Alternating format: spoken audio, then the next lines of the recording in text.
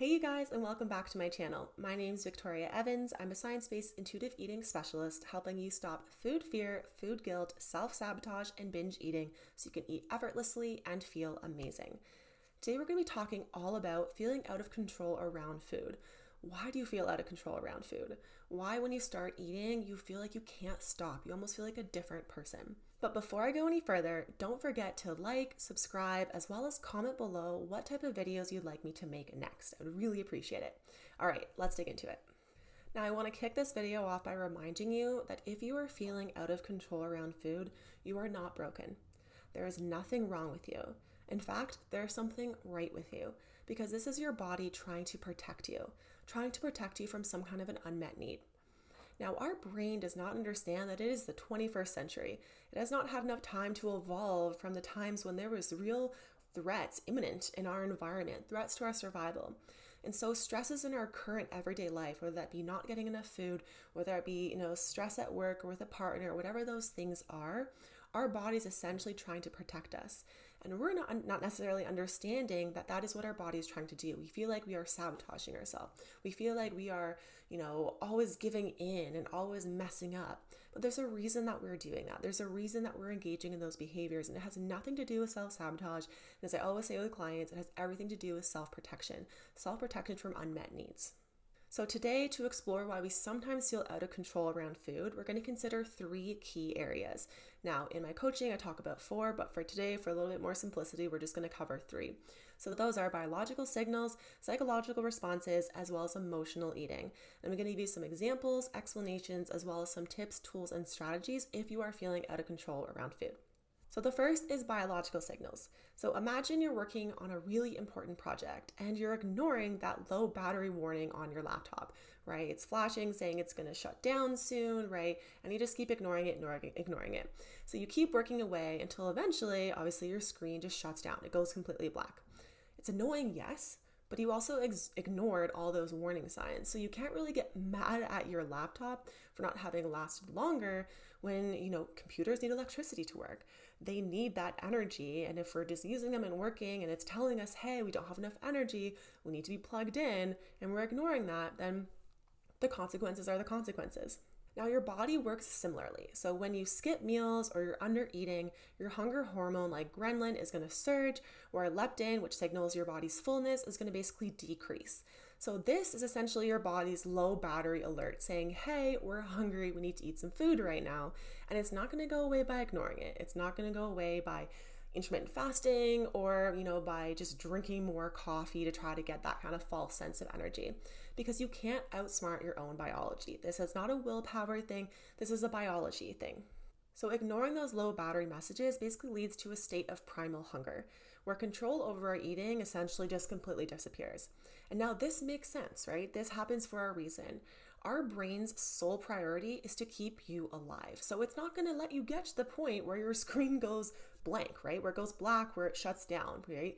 As humans, we need energy for survival. We need to be plugged in before we get to 0% and our screen completely shuts down, which means that more primitive part of your brain is going to be sending you those signals, overriding whatever your goals are, whatever your dreams are for your body and blah, blah, blah. It doesn't care. Your brain's objective is survival, not happiness, not a body size, not any of those things, which happiness does not come in a body size, but that's a whole other conversation we can have another time. But basically understanding you will get that primal urge to eat. You will eat out of control if you are letting that low battery signal get too loud, get too close to being too low energy. And our brain is basically responding as if you don't have enough energy in your body to fight the tiger or to catch the next meal or whatever. That is too low, right? And if you are doing that repeatedly and living in this place of scarcity, our brain hates that. It freaks out. Our brain likes abundance. Our brain likes permission. We're talking about that a bit more when it comes to the psychological section of this video. Basically understanding that if you, for example, if you're skipping breakfast or you're eating very small meals, right? If you're not giving yourself enough energy, aka enough calories, you will find yourself overindulging, eating more than you wanted to in the next meal because your body is reacting to perceived starvation, right? Thinking that there might be some type of a famine because our brain is not evolved to understand it is the 21st century and there is food availability. But if we're teaching ourselves and training ourselves that there is not, because we're constantly dieting, constantly making things off limits, all those type of things, our body's going to react in the same way as if it would have thousands of years ago when our body didn't actually have a food availability, when we couldn't just go to the fridge and get something, right? It's going to react in that same way, and it's going to freak out and send you into that type of primal eating. Another interesting thing to think about is that the hungrier you get, the more you're going to crave less nutrient-dense foods. Why is that? Well, because essentially foods that are, sugary, high calorie, delicious, those are high energy, right? High calorie equals high energy. So for myself, I tend to be craving candy and chocolate and those things if it's, for example, mid-afternoon and I didn't get enough sleep the night before, right? Versus if I'm eating consistently, I'm not getting that hunger, letting that hunger get too intense, then my brain is not responding in the way that it wants quick energy, fast, so it has enough, again, energy to react to whatever, possible perceived threat there might be in my environment. So if you want to have a healthy relationship with food, if you want to be eating more nutrient-dense foods, don't let yourself get to that point of, I am so hungry, I'm starving, and then what you're going to want to eat is not going to be the nutrient-dense salads or the foods that are really going to make your body feel good. You're going to naturally gravitate towards those high-calorie, high-sugar foods because those are high energy, and your body wants that quick energy because it makes it feel better and safer in terms of survival. That's my first tip. So don't wait till your hunger is so crazy intense. Don't be putting yourself on these ridiculous restrictive diets, because then you're going to have that pendulum swing type of response where your body is going to kick into that primal desire to eat, that desire to have food availability instead of scarcity, and you set yourself up for that, right? So that's your body meeting an unmet need. So if you're feeling out of control around food, there's a good chance that you are not honoring that hunger. You're letting yourself get too low energy, that battery level on that computer, as it were, get too low, and then that is what is causing that kind of overreaction as a way to try to compensate for it. The second key area is psychological responses. Now, in my coaching, I refer to this as mental restriction. I also talk a lot about this in terms of self-talk, but again, for today, we're just going to simplify a little bit on the one aspect. Now, let's consider the power of labeling foods as good and bad, on limits or off limits, all of that type of polarizing language. Now, let me give you an example. So, if starting tomorrow, you could never have your favorite food again. So, for me, probably chocolate. So, starting tomorrow, I could never have chocolate again. What would I do tonight? Well, I'd probably go to the shops, buy myself a whole bunch of chocolate, have a nice little chocolate party as my kind of farewell because I'm never having it again. Versus if I said tomorrow, I can have chocolate every single day of my life. It's an arm's, reach of me. I could always have it, no stress, no worries. Then how would I respond around that chocolate? Well, maybe I'd feel excited about it the first few days, but then I'd lose my interest in it. Right? That is the power of availability of food. That is the power of permission and not telling yourself, I can't have this food, right? Mental restriction creates mental rebellion, and allowance creates space for choice. So, and the same thing that happens with me right now, I used to make chocolate completely off limits. I tell myself, I can't have this. It's so bad. I'm so bad for having it. What would happen? I would binge on chocolate. I feel out of control around it. Now I have so much chocolate in my house, stuff that has gone completely stale, because I can have it anytime I want. Same thing with candy. I can have it anytime I want. When I can have something anytime I want, it loses its excitement, loses its novelty, which means then I can just have a piece of it or a square of it or however much I want of it. And it's not a big drama. It's not a big deal. And that's exactly what I teach in my coaching. How to feel so nonchalant around food, how to feel so relaxed around all those foods that at one point I felt completely out of control around. Now, this mental restriction can lead to obsession. I'm sure you've probably heard the thing of, don't think about pink elephants. Now you're thinking about pink elephants. This is called ironic processes, similar to don't eat the cookie, or don't think about the chocolate, or you can't have any more chocolate, and all of that. Basically, that type of restriction, again, remember, our brain does not like that. It freaks out about that versus permission and abundance. So giving yourself permission to have the cookie, to have the chocolate, to have the whatever that thing is, removes that forbidden food aspect, right? Making it off limits, telling you can't have that special thing, right? This creates this forbidden fruit, desirability, this kind of excitement to this food versus just, you can have as much as you want. Oh, okay, right?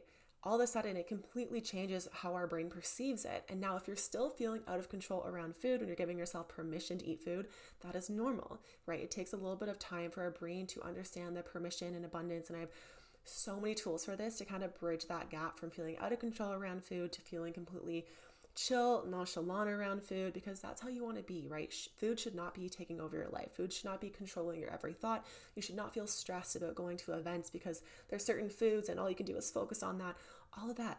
Food should just be food, something to enjoy, but something you have complete, something that your body, you don't stress about it, basically. You're not worried about it. Something you do, it's something that can be fun in different settings, but it's not taking over your life.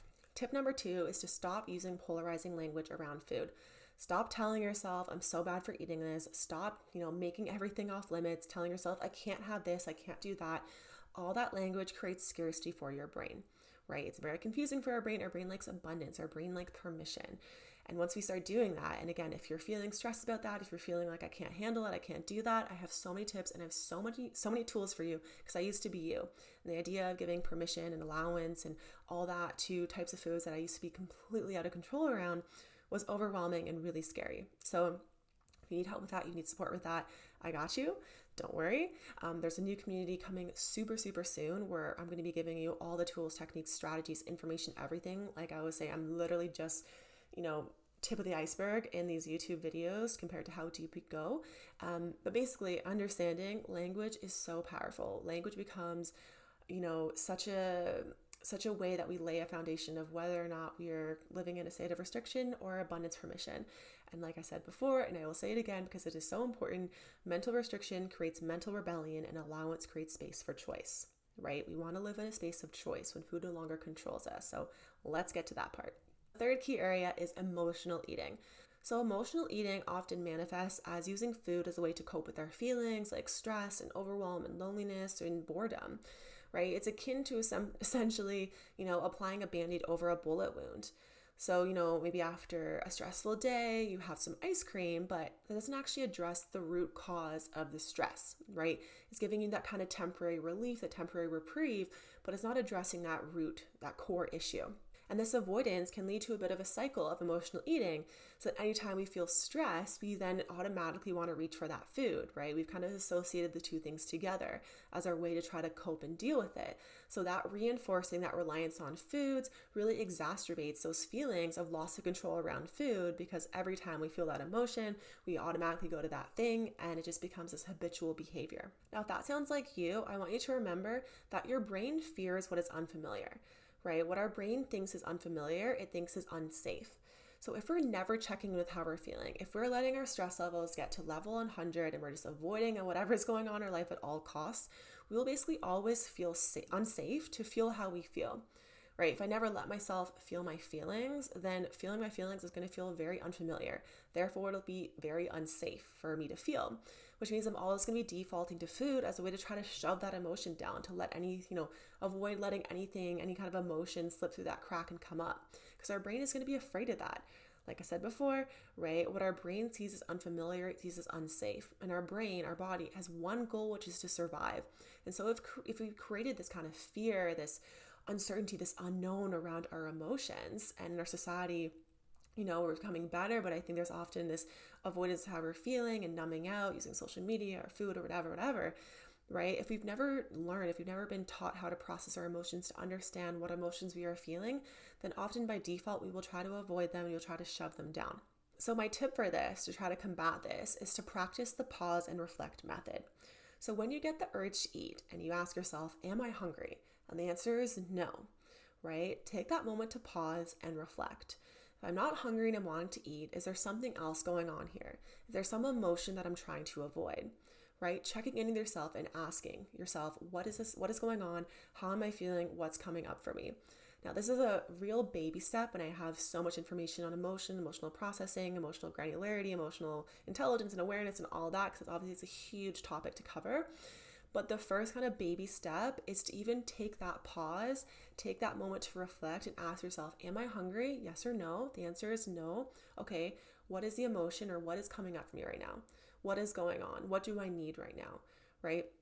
Creating that awareness, taking that pause is the first step to being able to start to process your emotions, because so often we don't take that pause. We don't take that moment to reflect and we just go automatically from emotion to eating, right? And then there's no chance for us to process and see what was going on there. Emotions are simply messages from our body. They are data points, and we need to be able to open that message, listen to what is our body telling us, what is our brain giving us information on, what are we caring about, what are we not caring about, all those things. But if we're always just, suppressing those emotions, if we're always just ignoring the messages, what I would call shooting the messenger with food, basically, right? We're never getting those messages from our body, the, critical messages that are telling us important information.